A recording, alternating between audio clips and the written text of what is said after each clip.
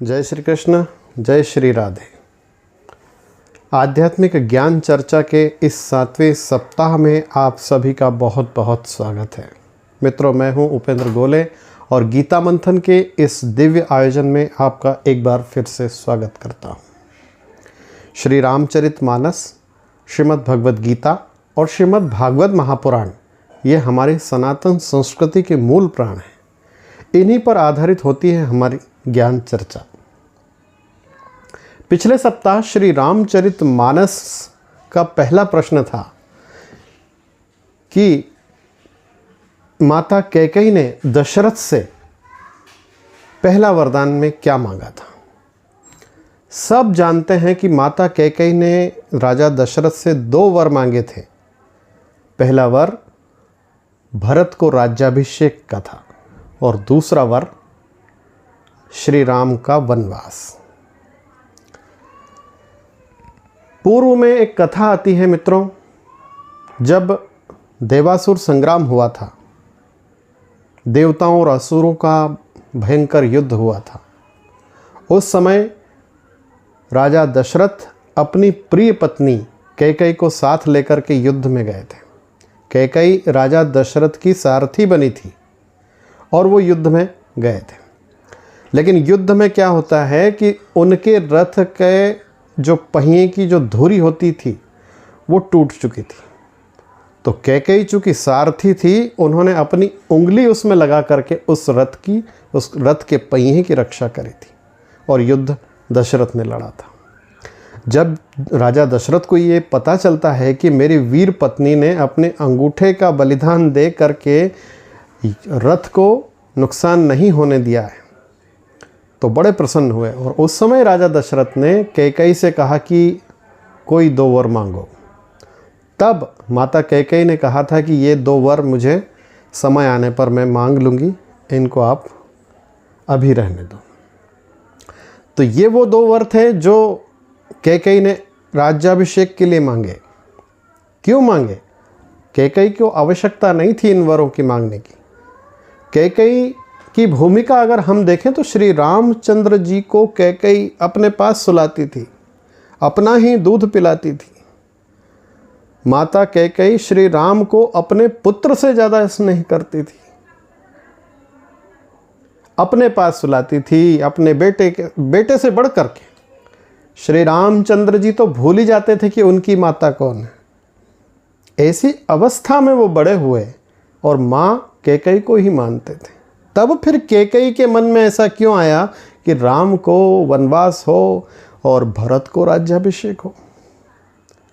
ये सब हुआ मंथरा की वजह से। रामायण में एक पात्र मंथरा का है और 15 मिनट के कुसंग से मंथरा ने कैकेयी की बुद्धि पलट दी।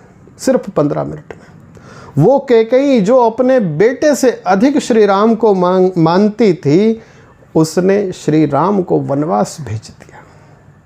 सिर्फ 15 मिनट का कुसंग रहा। जीवन भर सत्संग कर लो, लेकिन एक कुसंगी व्यक्ति के साथ में बैठ जाओ कुछ पल के लिए तो आपका सारा सत्संग नष्ट कर देगा। श्री राम का वनवास हुआ। केवल श्री राम का वनवास नहीं हुआ, पति का स्वर्गवास हुआ।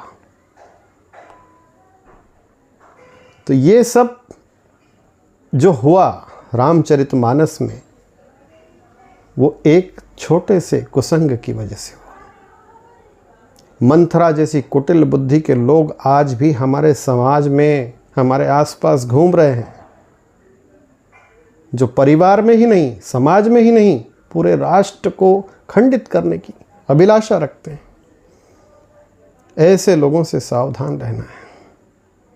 हर क्षेत्र में एक मंथरा जरूर है और उस मंथरा का मंथन करना चाहिए। तो श्री रामचरितमानस पर आधारित इस प्रश्न का उत्तर ये था कि कैकेयी ने अपना पहले वरदान में तो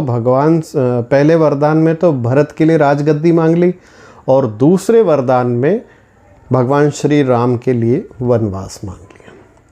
अब चलते हैं भगवद गीता पर। भगवद गीता में दूसरा जो प्रश्न था हमारा कि कौन से 4 प्रकार के पवित्र कर्म करने वाले मनुष्य हैं जो भगवान की भक्ति को प्राप्त होते हैं, भगवान की शरणागति को प्राप्त हैं। ऐसे 4 प्रकार के मनुष्य कौन से हैं? तो इनका सही उत्तर भगवद गीता के 7वें अध्याय के 16वें श्लोक में है। चतुर्विधा भजन्ते माम जना सुकृतिनोर्जुन आर्तो जिज्ञासु सुरास अर्थार्थी ज्ञानी च भरतर्षभ। 4 प्रकार के भक्तों की श्रेणी है। एक होता है आर्त। आर्त यानी जो अपने भीतर के दुखों को नष्ट करना चाहता है भगवान की कृपा से। वो भक्ति किस लिए करता है? कि मेरे दुख समाप्त हो जाए। दूसरा होता है अर्थार्थी, जो धन के लिए भगवान की भक्ति करता है, मैं धन से संपन्न हो जाऊं, है ना, मेरा आर्थिक स्थिति जो है वो मजबूत हो जाए। तीसरा भक्त जो होता है जिज्ञासु, वो ज्ञान के लिए भगवान की भक्ति करता है कि मुझे वो सब जिज्ञासाएं मेरी शांत हो जाए जिससे मैं स्थिर हो सकूं।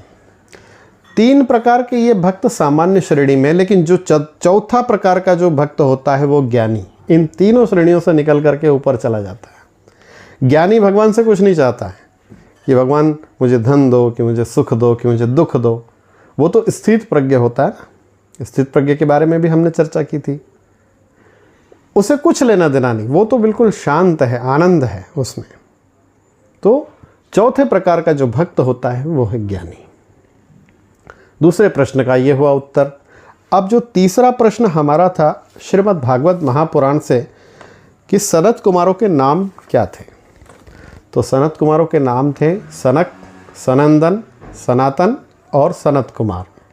ये 4 थे सनत कुमार। इनको सनकादि ऋषि भी कहते हैं। और इनकी एक महत्वपूर्ण विशेषता ये है कि ये कितने भी वर्ष के हो जाएं, ये युवा ही दिखेंगे। ये युवा ही रहते हैं। हजारों वर्ष की उम्र होने के बाद भी ये युवा ही रहते हैं, कभी वृद्ध नहीं होते। इनकी ये विशेषता कही गई है शास्त्रों में।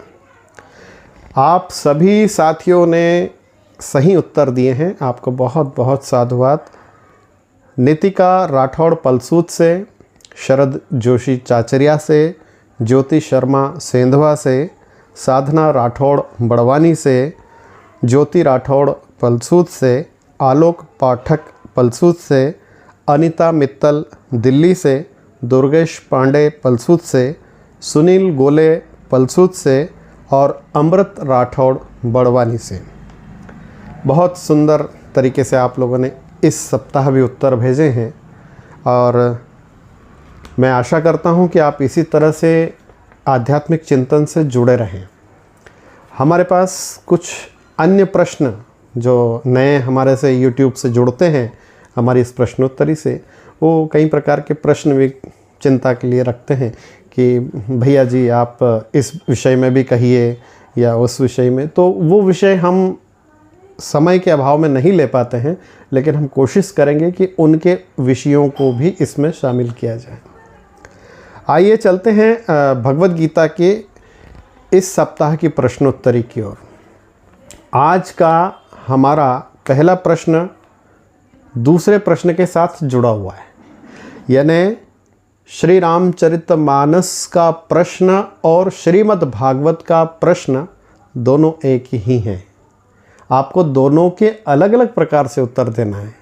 प्रश्न ये है कि नवधा भक्ति कौन सी है, नवधा भक्ति के प्रकार क्या हैं।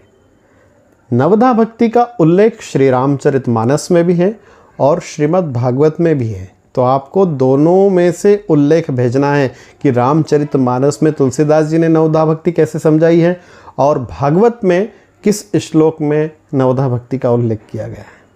तो एक ही प्रश्न में 2 प्रश्न हैं, आपको दोनों तरह से उत्तर भेजने हैं।